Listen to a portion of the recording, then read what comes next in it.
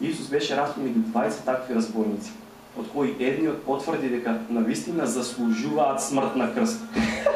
Замислите ти да висиш на крст и да знаеш дека си праведно осуден.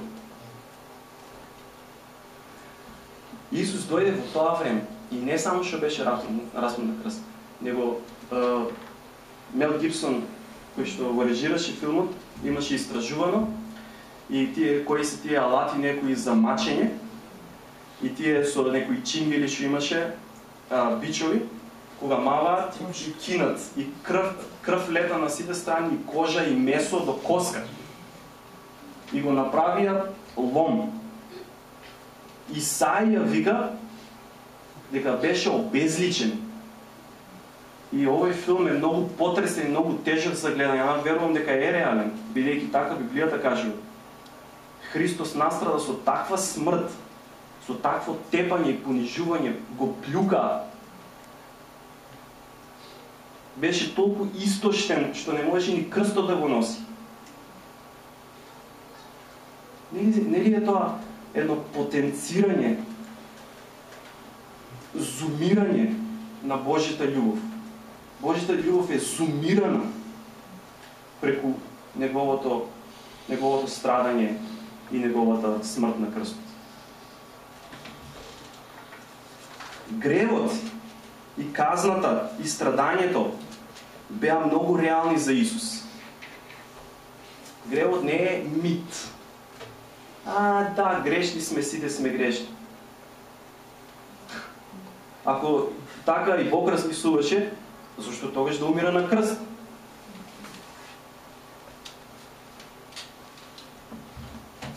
Тој на крстот извика: Господе, Господе, зошто ме остави? Тоа е реалноста на гревот и Божиот гнев кој што се излева. Размислете. Таткото и синот одвоени заради нашите гревови. Господ Исус извика: Татко, зошто ме напушти? И разбирате ли реалноста на гревот? Реалноста на гревот. Божиот син вика: Татко, зошто ме остави?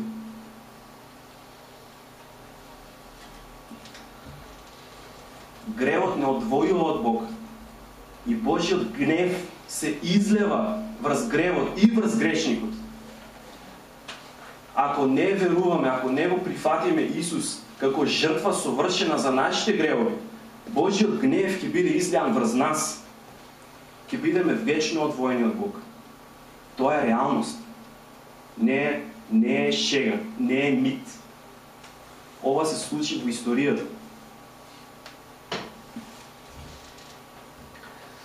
Клучно прашање: дали тогаш, правејќи компарација меѓу традиционални и нановородени христијани, дали си ти традиционален или нановороден христијанин?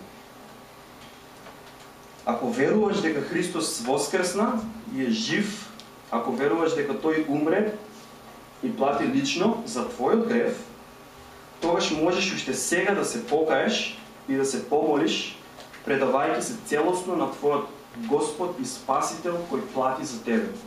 И ќе искусиш неговата љубов и неговото простување и ќе започнеш нов живот воден од него. Дали сакаш да го следиш Христос?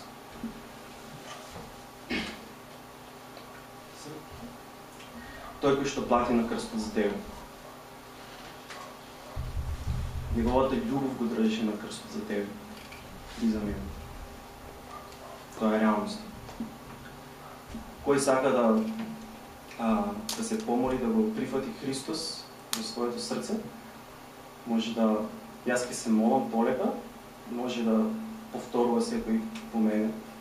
И ако искаже, ако верува во срцето, не ако повторува некакви си зборови, него ако вистински верува, може да повторува по мене, не мора на глас, може по себе. И да донесе одлука да го прифати Исус. Важи? Тоа ќе биде најголемата и најзначајната одлука.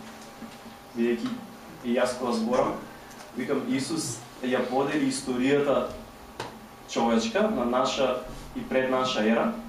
Исус го подели и мојот живот на време пред него и после него. бидејќи тоа е нешто што променува живот. Нема да бидеш ист. Okay? Господи Исусе, доаѓам пред Тебе и признавам дека сум грешен. Се согласувам со Твојот збор дека сум грешен. Но фала Ти за тоа што Ти умре на крстот заради Твојата љубов. Фала Ти за тоа што Ти плати за мојот грев.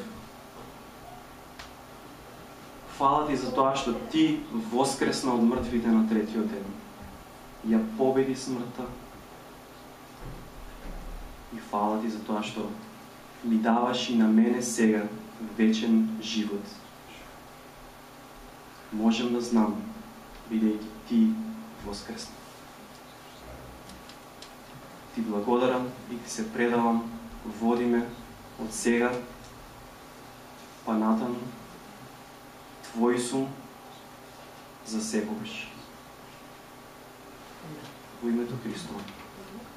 Амен.